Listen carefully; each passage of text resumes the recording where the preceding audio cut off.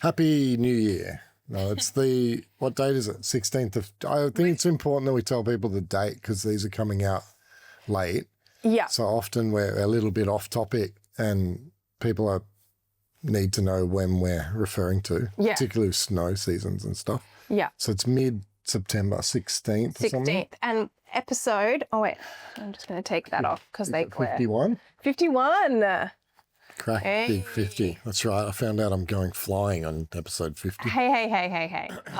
I've looked into changing that. Yeah, I'm not flying. Yeah, I know. Don't worry. I put it in a little brown box at home and went, that's never coming out of there. No, I can change the gift voucher. That's so fine. That's good because I'm not doing it. I had immediately after, I felt so bad too. Well, I'm sorry. I didn't mean to make you feel bad. There was I don't know. Anyway. Yeah, I wasn't meant to make anyone feel bad. No, I was it was more the fact that how did I not know that about you? Because you've said stuff that probably because it's a deep-seated thing. I don't really talk about it. You don't always talk about things that fucking scare you. I actually have a genuine fear of it. Yeah. It's not like anything else in my life. So the next day, Neil comes up to me and he goes, "Hey, Claire, Al told me the full story." He goes, "I understand now." And I was he goes, "He actually told me the yeah. all the details." My heart rate went through it. When I was telling him, I started getting all jittery. Yeah.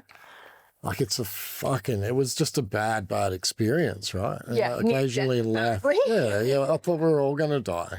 Crazy. Anyway, whatever. Yeah. I'm not doing that. Hopefully my audio is better for everyone at home. I've decided to use this little machine gun as a mic stand. It's normally a light, but it's dawned on me that because I've been watching them back at home and I can't hear me.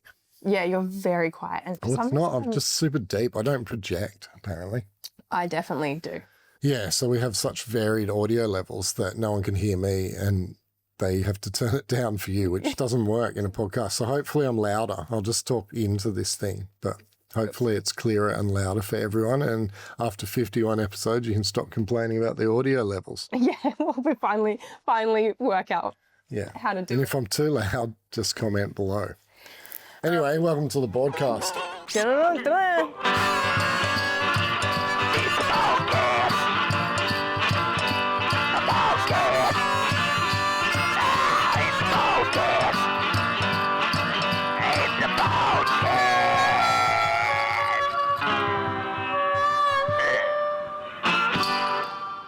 Back to the circle thing, I'm going to switch your birthday present to something on the ground. Yeah, that's a good idea.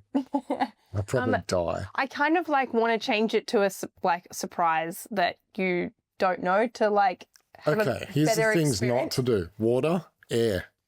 Okay. Just land I is do good. the water thing. I don't really fucking want to die eating that. I don't like sharks and I don't like aeroplanes. There's nothing water that comes to mind that I would be like, that's Al. Nothing at all. No, good. At all. So I know you that well. Yeah. Speaking of sharks. Oh, yeah. Do you know that we... To finish what I'm saying. Sorry, you finish. Go. I'll go back. Just cue sharks. Back to that. You go. We need to give you popsicle sticks or something to hold. It's fucking ADD. Shark. No, until we talk about the sharks, I'll keep my hand on the head. No, I was just going to go, do you want it as a second surprise or do you want me to just ask you questions? Yeah, whatever you want to do. Can I ask you one question? Sure. I know you've raced cars and I bought you a car racing thing last time and you did like more dirt racing cars, but have you actually driven an F1 car? You can't drive an F1 car. You can drive an open wheeler car, but I can't drive an F1 car. Trust me. I thought maybe you could. I was just like, I know that you loved F1. So I was like, maybe. I'll see You know how about much an F1 car is worth? No. Okay. Like, no, they don't let you drive them. You can sit in the back of one at an F1 Grand Prix, but you have to be like a billionaire's son or something. No. Oh, okay. So no one has. Fucking super rich. Yeah, no one. Like very, very. Some they used to have this double seat F1 car thing that you could sit in the back and it'd go around at 70% of the pace. You fucking can't just jump in an F1 car. Your neck will be fucked for a month. I don't think you understand how fast those things are. Anyway, I have driven open wheeler cars and I have been in a supercar around Bathurst when I was younger. Yeah. Because my dad used to do that shit and the TVs and stuff. What's the deal with an open wheeler? Open wheeler. Open wheeler. They're What's like that? Formula Ford. They're just little. They look like an F1 car with none of the expensive bits on it. Did you say Formula 4 or Ford? Ford. Formula 4 is still fucking fast as fuck. Okay. Formula 2 and 3 are like elite level sport. Okay. So Formula Ford is like, you can do race days out at Eastern Creek in little open wheeler cars. Okay. I've done all that shit.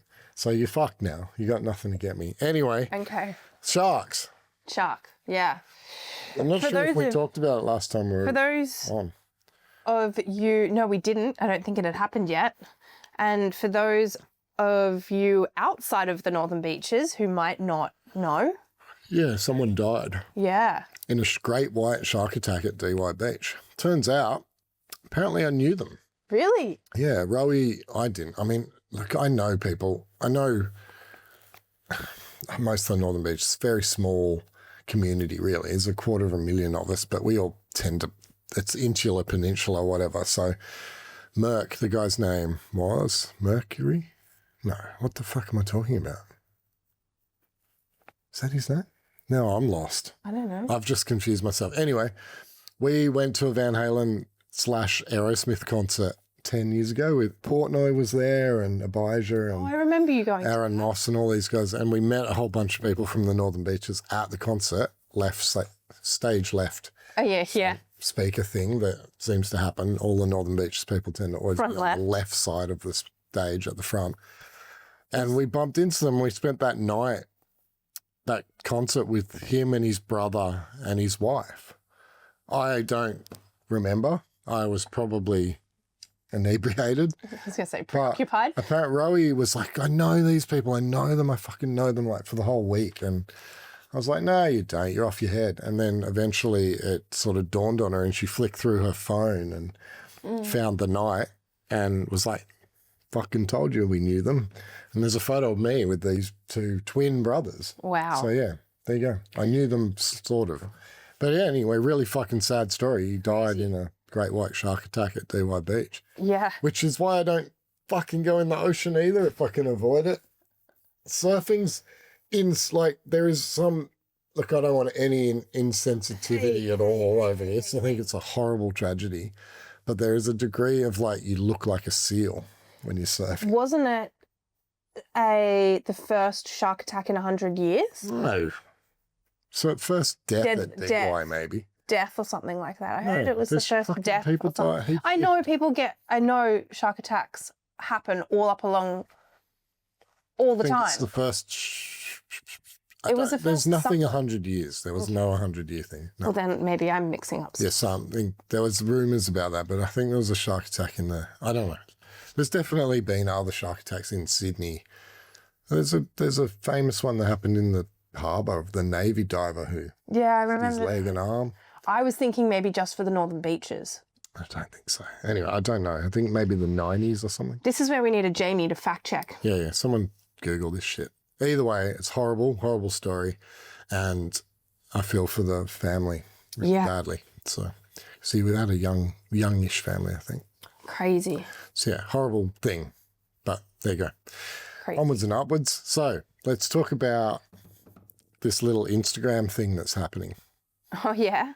Yeah, I sent it to you. Yep. You may have seen it out there. I don't want to throw the Instagram name out there because I don't really want to blow it up or even get 50 people to go look at it. But there was a thing that seems to have popped up in a lot of people who follow a lot of snow accounts' Instagram feeds. Mm-hmm. There's a guy in a ski mask, which is pretty fucking weak just straight away. Like if you've got an opinion, say it. Don't wear a ski mask. I sit here and bag out shit all the time and have to put a face to it. But this guy's bagging out big brands, right? So his whole thing is... And also giving out misinformation. Absolutely. Or bending reality, truth. bending the truth to create a sort of a reaction essentially on social media to get better engagement, I reckon. Yeah, maybe. It's really interesting though, the angle they're taking is what happened to snowboarding basically, which is, you know, I could argue that too. What happened to cool little brands and why isn't anyone supporting these little brands? And do you really relate to these big brands and blah, blah, blah, blah, blah. But the first thing I saw, he had a straight dig at two big brands, well, three technically, but two groups, let's call them two groups. So the Nidecker group and the K2 Ride group were the first two that I saw that he had a crack at. He went at the K2 Ride group for the most ridiculous reason. I got really angry at this. And so should. Really angry. He had a rip into K2 Ride because they're, for those of you that don't know, that's one group, right? They're very different tech. They run their own show, Ride do their own thing, K2 do their own thing, but they're owned by one big company. So they build all their boards in the same factory, blah, blah, blah, which is very common across all industries these days, shared factories, shared tech. But if you look at K2 and Ride, you can barely tell that they're the same board. They don't look the same. They run different stuff all the way through. But the person who heads up that group, the CEO, is a woman, probably 40-something, maybe 50. Either way, she's not young. She's not a 25-year-old. There are no 25-year-old CEOs. And if they are, they're CEOs of their own fucking company. It's not a massive multinational global company. And then... How long has Ride and K2 been around? Like when were they established? 90s. Yeah, so... K2 before that, but Ride is a snowboard brand. So you couldn't, like, a brand being that big, you wouldn't have a, 25-year-old CEO. Fuck no. Why would you ever have a 25-year-old CEO? Yeah. They, like, of what? In what world? How would they have enough experience to run a corporation like that? My problem was... I bought into this business at 25 and I had no fucking clue what I was doing. And I worked in the business for 7 years prior to that. It's too young to be anything. But kind of what I'm getting at was that he kind of went... I don't know how old he is. We can't really tell. We think he's European. I've spoken to a few industry people, so no one really knows who it is. But my argument is, firstly, why are you having a crack at someone about being a CEO? And then his argument was, well, how do you relate to this person as a snowboarder? Well, how do you relate to fucking Henry Ford as a person who drives a car? It's dumb. I got really upset about this because they showed a picture of her and she is an older woman wearing a pair of glasses and it looks like a business headshot. So it's probably her LinkedIn profile. It probably is. Probably. You're running a big company. You probably put a professional photo on your LinkedIn profile. Yep. And they've made a comment saying, is this who you really want to be running, who you think should be running? Representing snowboard. A core snowboard brand. And I'm like, excuse me.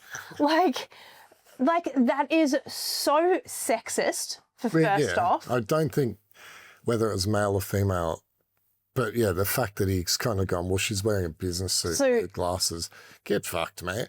Yeah, like I own a snowboard shop. You wear glasses. I wear glasses and I also wear dresses and I wear jewelry and I wear high heels and I'm a girl and you snowboard. And sometimes I wear a business suit. Not really, I wear a suit, jacket. But you and then snowboard. Sometimes I wear baggy boys' clothes. Yeah. Like it's just because of what I'm wearing doesn't mean I don't have the credibility to be in the role that I'm in. Yeah, and she's an ex-pro athlete. So she has been in and around these type of sports her whole fucking life, right? So who's better to run a company than that? Yeah. That's my problem is like, I don't care if you relate to the person at the top of the pile. It doesn't fucking matter. The brand is represented by the designers and the people doing the fucking cool tech and the cool new shit that makes Ride really cool and makes K2 boards really good. Like every brand is driven by the people below the CEO. So to pick out a CEO and go, do you relate to them? Don't buy this brand is fucking wrong. But also, I have something on that note to say, because she is probably the CEO. Sure, she's probably not in charge of graphics. They have a whole art department. She's not in charge of marketing. But all of those stuff would be running through her, and she would be making good decisions. Based on the people around her. Based on the people around her and her knowledge and experience. Yeah. But here's a great example. For example, Nike came into snowboarding like a few years ago. Their boots sold so well, and a CEO or someone high up in Nike went, no, that's not enough revenue. Yeah. And everyone fucking loved their boots. Yeah. They sold out instant, and they just went, no, not hitting the quota, not hitting anything, strike a line through it, we're out. Yeah. And I'm like, if you have any touch with the community that you're selling to, shit like that doesn't happen. Okay. Here's what I want to say. I agree with you. Here's what I want to say. Snowboarding is an aging industry. It is no longer a baby. Of course, there's going to be brands that have heritage. It's similar to what skateboarding's going through, right? Here's what I can fucking tell you as someone who's been in and around skateboarding my whole life. Snowboarding is in just trailing behind it by a decade or so. Skateboarding came first. Here's what I fucking know. Heritage brands have their place. If his argument is that an older brand shouldn't be supported, then his argument is don't fucking support Burton, right? That's his argument. But he's not out there saying that. So he's out there just picking out one company that has a female head. And then he had a big rip into Nidecker too. And look, the Nidecker thing's super interesting because I kind of see the point with the Nidecker group. I kind of go, you know, when I sort of started to shift my thinking with Nidecker group was when they bought Soltech, because they inadvertently have kind of destroyed 3 skateboard brands in Etnies, ES, and America. They've kind of gone by the wayside. The whole skate industry just put a line through them the moment that they found out that a snowboard brand had bought them. So I kind of went, that sucks, but let's be fucking real. Etnies, ES, and America were on a massive downturn anyway because the big sportswear, footwear brands are taking over anyway. So there's so many different aspects to this, right? And to not, like Nidecker seemingly, and I don't know, look, I'm not in the back rooms of Nidecker. No, but they're seemingly letting Jones do what they want. Yes, do what they want. Rome do what they want. Patel, like fucking all these brands, Lobster, I don't even know what they own anymore. They own everything. Right? Yeah. So they're seemingly letting those brands do their own thing. Is there a sharing of technology? It seems like it. It's starting to seem like they're all going to bring out a phase binding. They're all going to, there's some crossover going on for sure, but isn't that normal? Yeah, but they're also stealing the best tech from all of those brands, and so the brands are like they're sharing stuff. So the Nidecker products are now matching the Jones products and things like that. So here's another point, right? Nobody held a fucking gun to anyone's head at, say, for argument's sake, let's just throw a brand out there. Yes, the guys from Yes. Nobody would have held a gun to their head and say, sell to us. Sell your brand to Nidecker. They got offered money. They took the fucking money, and then they're still involved in the brand. Like, what the fuck? What are you meant to do?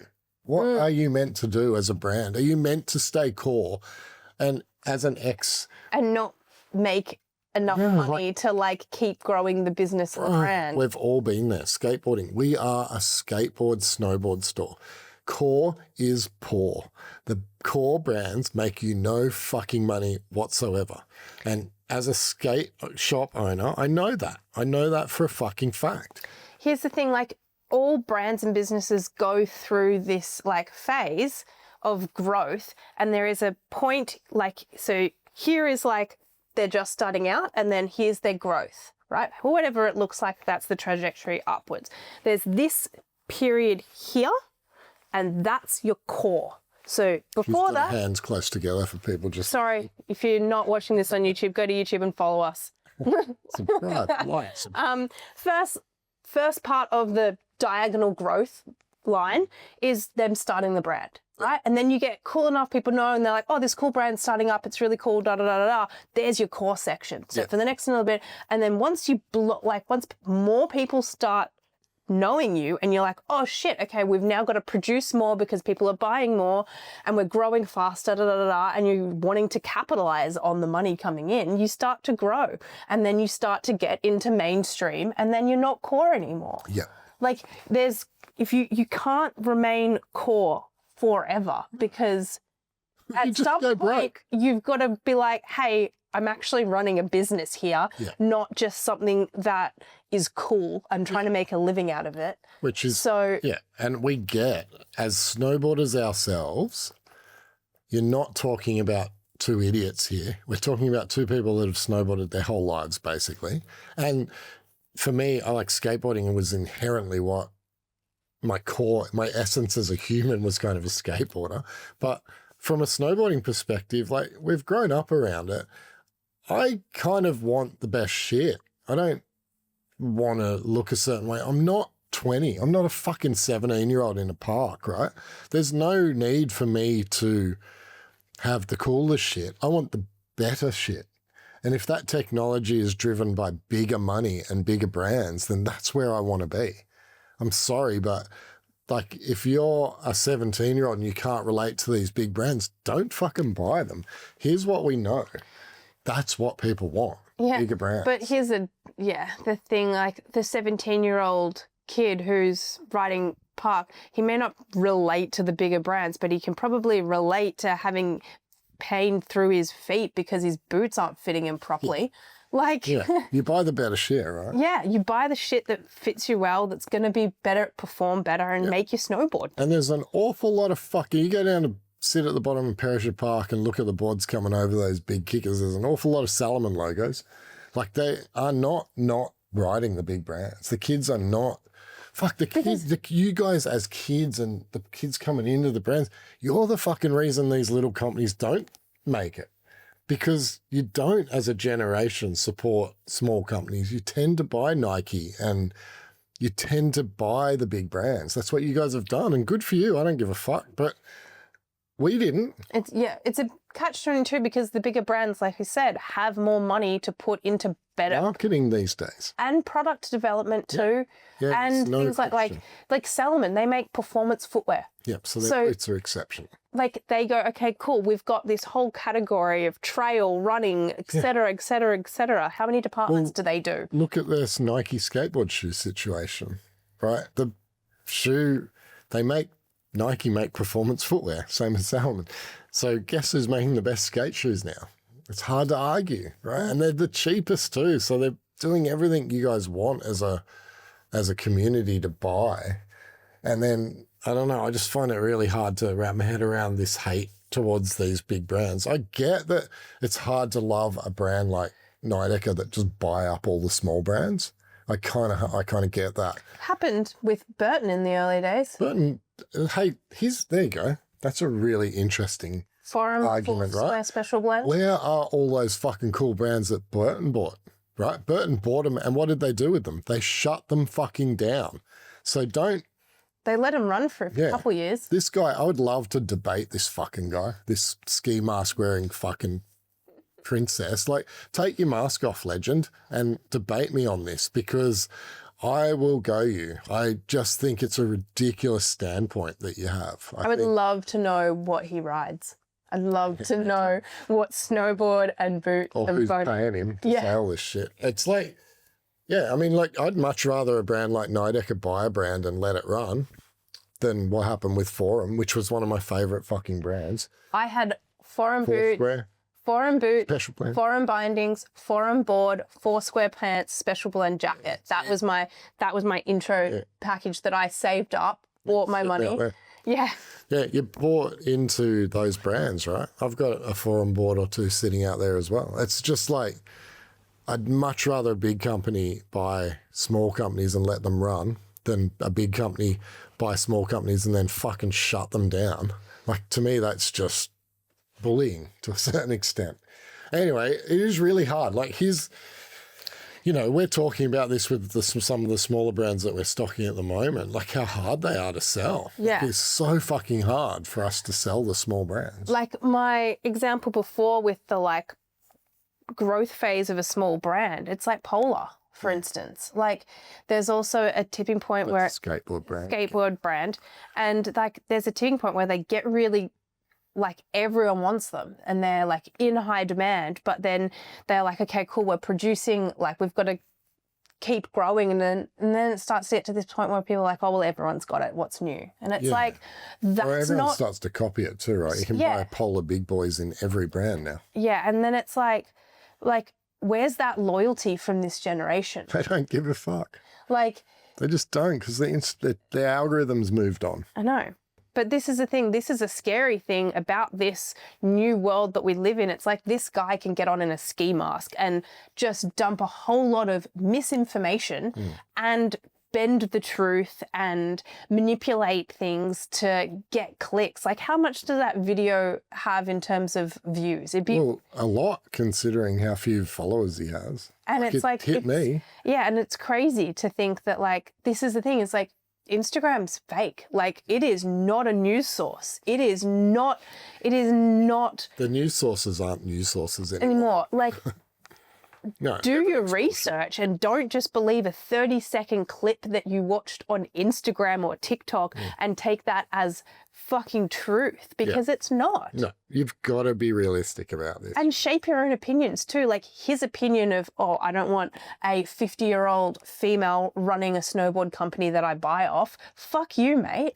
I'm sorry, that really fucking pissed me off. Yeah, there you go. So like to think, like, do you think when you're, I mean, I'm already fucking 50 something, right? But do you think when you're 54, say 50 years old, right? And you're running whatever you're doing, say you're, whatever your job is or whatever you've decided to do by that stage of your life, and you go snowboarding, do you then not have the right to choose what brand you want to choose without having to represent who you are as a snowboarder? It's crazy, right? You should be able to just feel good about the actual activity of going snowboarding. And that's the bit that, like, when you get these hate accounts out there that are trying to influence people one way or another and say, you know, you should be riding some little core cool brand that has no tech in it and is struggling like a motherfucker because that represents you as a snowboarder. Does it? Like, does that represent anyone who goes snowboarding anymore? Because fuck, it's expensive. It's no longer some little ghetto sport that you can do with $50. Yeah. It's not that sport. I'm already in this mindset. I don't have to try to imagine myself at 50, because right now I want to ride, like, obviously I'm in a luxury position where we get to demo and ride a lot of boards, but still the fact that like I do that and I go, and like I have no bias towards, oh no, I only want to take out this brand's board, or I only want to take out these. It's not like that at all. Like I don't give a fuck as long as the board is good. I'm not trying to. No. I end up riding what I like. Yeah, I'm not trying to put out an image or a theme or try to be that. I want to go snowboarding and have fun. And what that means for me is riding the board that's going to suit where I'm going to go snowboarding and suit the conditions and my riding style. Yeah. That's you can also only ride so many boards, right? So you're going to find something you like sooner or later. For us, it's much easier because we get to ride them. Yeah. For people walking into a store, they've got to trust the person that's selling to them, which is getting harder and harder because I think there's less and less good people on the floors of stores. But I think buying online's getting harder to understand what it is you're buying too. The whole thing's just, anyway, it fucking got up my goat this week, that shit, because I think those two, I mean, he started having a crack at some of the shit I've had a crack at, which I thought was really weird because I was all of a sudden going, yeah, you could go. You know, like he started going about technologies. Took a turn. He ripped into 3D, which I've ripped into, which is the 3D bases. I think they're fucking stupid. He ripped into that. He ripped into step-ons, saying that these are just big companies that are trying to sell you shit. And everyone knows my opinion of step-ons. Then he went into magnet traction And it's sort of like you're sitting there going, dude, you fucking don't know what you're talking about. Like, even I, Mr. Anti-Step-On, knows why step-ons exist. There's a market for them. Are a lot of the wrong people buying step-ons? Yes. Are a lot of the right people buying step-ons? Yes. And I think that they should exist. I don't think you should say no step-ons. I think we shouldn't sell them. I think magnet traction actually fucking works. So to have a crack at that, everybody's using it, almost every board. I think he's just gone, all right, I'm going to make a video and I'm just going to make, 60% of it fucking clickbait and 40% of it actually factual. Well, not factual, but opinion-based or whatever it based. And so, you know, there is stuff that's incorrect in there. There's, pretty much the whole video is opinion-based. It's all opinions. It's him giving out his opinion. And he's saying it as if you should feel bad about supporting certain brands. It's like, that's, again, his opinion. Yeah. It doesn't mean that you should take that on. It's just delivered in a way that comes across informative. But why are you wearing a ski mask, mate? Why are you hiding your face? Like, I'll give you an opinion, but I'll also say there's certain people. Yeah, exactly. When I say that's my informative, is like he's put on a ski mask being like, oh, this is what the big brands don't want you to know, and I'm going to tell it for you for free. Yeah. Like, you can find out. You can look up. And I'm like, this is not a secret. You can literally get on Google and find out. But like, yeah, he Anyway. Fucking 90% of what's on Instagram is fucking fake and bullshit or fucking fluff and bubbles or twisted or what's the thing? Embellished. That's the word. Embellished. Whether it be photoshopped or tweaked or edited or cut together to look like something or it's fucking opinion based. Like how much of actually what's on like there's so many sources that are just doing it for clickbait. Yeah. And I really hope that... Like our shorts. I was going to say... Yeah. Yeah. Well, this is the thing. I'm trying to structure our page so it's not that. Like, I'm trying to so that we can do these long form videos. Yeah, because we can actually explain ourselves. And most people, to be honest, I mean, a lot of people just watch the little short reels and stuff and go, fucking hell's told someone to fuck off again. Fucking idiot again. And it's like, I feel like none of my explanations for for everything I rip into, I do know there is a counter argument and I'm open to it. And I don't think a lot of what I say should apply to everyone. It's an opinion. You don't have to.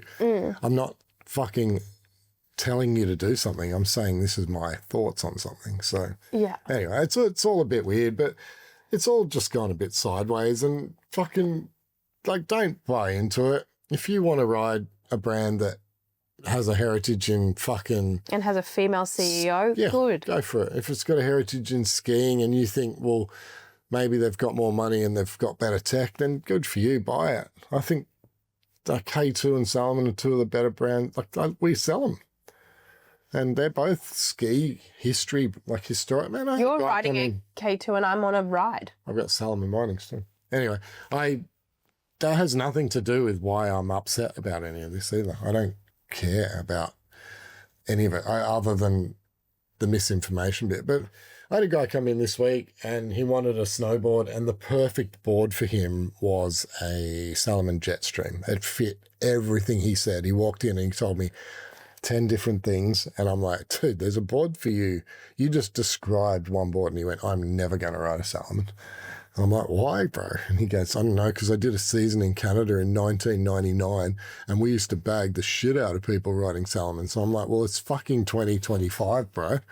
They make good shit, mate. If that's how you're thinking, no worries. Have a look at this. Guess what board he bought? Guess what board he bought? Guess what brand he bought? I spent an hour with him. Susie said, is that guy, after he left, Susie was like, was that guy really rude? And I'm like, he definitely had some opinions. And he walked out of here. Come on, guess what brand he walked out of here with? A K2. Yeah. Are you fucking out of your godforsaken mind, mate? You won't ride a Salomon because it's a ski brand. Again. What a fucking K2. Everyone is entitled to their opinion. And I was stoked, and I know he's going to like the board he bought. doesn't mean it's facts. Most of the time, But for all of, like, half of the choices on the shop floor are psychological and emotional. Yeah. Like, how many people do you think buy a board based on the graphic? Girls and guys. Girls, 80%. Yes. Guys, 40 to 50. Yeah. Yeah. Guys, I've had guys will listen to you'll logic. pull out boards, 3 or 4 boards, and you're like, hey, these boards are good for you. Those 2 would probably be way better for you than these. And he's like, well, I like the graphic of that. Yeah. And you're like, okay, man. Girls, sure. you can say whatever you fucking want. If it's not the right picture, you're not selling it. Yeah. Yeah. Anyway, had any good food this week? Yeah, I did actually. Really? What? Yep. Because I went to my parents' place and my dad made me another Sri Lankan curry with like dal, pumpkin curry, beef curry, rice. Oh, so good. Yeah, right. That's pretty good. Big Sri Lankan spread. I had something I've never eaten yesterday. Yeah. I had Shanghai pork chops. That sounds fucking terrible, right? And oh my God, that was so good. Yeah, I'm not a pork. I still haven't put pork back in my diet. Oh, so good. Rowie wanted pork ribs. We were going to go to... God, you have some weird cravings sometimes. Rowie was Very like, precise. let's go to Marigold for yum cha, and they don't open on Mondays. And we're in the city because of our dentist appointments, whatever. Yeah. And we went to Sussex Centre food court, where the greatest Luxor in the world lives. Yep. I was like, I don't feel like a Luxor. I'm not having one today. First time I've basically been there in years and not had one. And I had Shanghai pork chops, and they were fucking beautiful. They were so good. I want to go back. I'm craving them so bad. Really? Yeah. Crazy. I think she had some Mongolian dish. It was like there's a whole bunch of new shops there. Like it's full again. Every single place is full. Like none of them are empty again. Yeah, right. And They must have been doing renovations or something. So I think they're just waiting for tenants. But really interesting food there again. Interesting. Different countries. And Oh, Luxor good. Sounds good. I haven't had one of those Luxors for a while. Yeah, I might have to drive out and get one. It's worth the drive. I had I don't know if it's a bad food experience, but when I went for lunch today, Where did you go? DY Beachfront to Cornetto or something like that. Cornetto or something. Anyway, 2 tacos, $22. Yeah, fuck that. That's because you're paying for the view. And they were like, it was like seared tuna taco or something. Flavor, delicious, delicious. But the tuna was like, the taco was about that big. How big? Tell them. It was like an entree-sized taco for everyone listening. $20. Not the big-sized taco. It was like, it came in that little metal, like, V thing where they like, and it just meet the end of the V. Yeah, right. It was like tiny. And I'm like, $11 per taco, and it's like Cost of living. the size of my palm. That's why people don't eat out anymore. Yeah. That's why all the restaurants It's crazy. are broke. Yeah. Yeah. It's getting expensive out there. It's hard to afford to live right now. Yeah. I get why people didn't go crazy. I talked to a couple of industry people in the last week or so. It hasn't been a record season from the point of view of sales. Yeah. So many people have been like, oh, how's the season been? And I'm like, well, snow's been good. Yeah.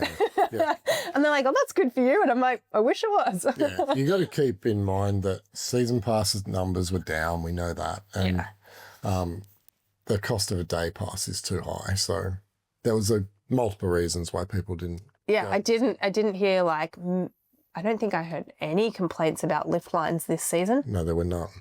So because nobody went. there you go. I mean, even I think Perisher has fixed some of their bottlenecks with these new lifts. Yeah. Leichhardt's got the big lift. And you've got the big 6-seater on Mount P. So you've got no lines. No one's waiting anymore, which is great. And now they should try and get some people back there to fucking use them because it's just dumb. Yeah. I bet you next year's shit. Put money on it. Like they had a great season. No one went. Next year, hopefully interest rates keep going down. People have some more money to spend, but no one will fucking go because... Hey, we need positivity. Well, positivity is the... Japan season's going to be great. Apparently season passes are selling very well Okay, cool. for next year. That's great. Japan will always be great, so go to Japan. And far as skateboarding goes right now, it's turning back on, but it's not turning back on enough, so come and buy some skate. I actually have someone in the comment section agreed that we need to do something with the walls. Well, get fucked to whoever you are. We are 300 and... Who was this person? I want 364 subscribers on YouTube, and we need to get to 500. So go like and subscribe, because then I can do something with the walls. Yeah, I'm not doing shit until we get to 500. But and even then, I'm going to argue. I already have a plan to make one update. I feel like people like you and they're going to say stuff because I'm a cunt on here, and they're going to support you, and I think it's bullshit. Yeah, I'm going to start a poll, or like, I don't know, I'll do something, and then we can fix. I'm going to turn it into the dream studio that you wanted. It's going to be a whiskey bar. Yeah, that would be cool. And then we can get some whiskey. Yeah, I'm going to make it like moodish lighting, because as mood as you can get with 2 giant spotlights on you. And make it whiskey bar drinking. Cool. Awesome. Sorry if my machine gun microphone stand offended anyone. It's a Scarface lamp. It almost kind of looks like... No, isn't it? Oh, yeah. It's a Scarface. I thought it was Scarface is it Full Metal Jacket? No, Scarface. Say hello to my little friend. Oh, actually, do you know what I did watch? How did we switch to watch? Yeah, Oh, because Scarface. Documentary on Charlie Sheen. Oh, yeah, I've watched it too. Yeah?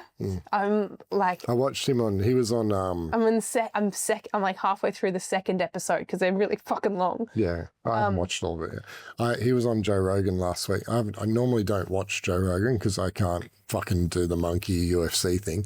But I saw Charlie Sheen on there and I watched the whole podcast. It was super entertaining. Dude, he's awesome. Yeah, he's a fucking lunatic. Yeah. But he's awesome. Yeah. But like also like he also didn't want to sign again with 2.5 Men, and they just kept putting more and more money in front of him. And that's why it all went pear-shaped. 2 million episode. Yeah, I know. Crazy. Keep in mind, this guy had no normal childhood. No, he grew up on the the fucking Apocalypse Now set. Yeah. Yeah, that was 2 years or something they were there. That film went so over budget and was such a disaster, but he was there. On the ground for 2 years. You know what's mind-boggling about Charlie Sheen? What? His father was in arguably the greatest war film ever made. Definitely the most well-known Vietnam War film ever made. Yeah. And then Charlie Sheen was in Platoon. the next most famous war film about Vietnam ever made. Like, dude, what the fuck, man? What are the odds that a father-son make 2 of the most iconic films about Vietnam War? That blows my fucking mind. Really? Does it blow your mind? Absolutely blows my mind that they cast it that way, because both those movies are so good. Yeah, but they're like, think about the industry though. Like, but why would you? You had an opportunity, think about how big Apocalypse Now was with Martin, and then you've got an opportunity to make another film, Platoon, and you have the opportunity to get his son. Yeah, it's mind-boggling though. I mean, arguably 2 of the, not just best Vietnam War films, best films. Yeah, they're incredible. 2 of the best films ever made. I love both of those movies. Incredible movies. If you haven't seen them, kids, Apocalypse Now, watch The Redux because it's longer, and then Platoon. They're epic movies.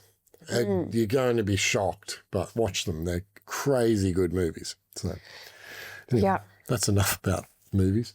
Anyway, Charlie Sheen doc is sick. Yeah. Peace out. I'm going. We'll see you soon. Might have to film 2 this week because I'm going to have a holiday for 2 weeks because I need to get away from here until fucking breakdown. Yeah, you need to. Yeah, it's been a long winter. Yep. Bye. Peace out.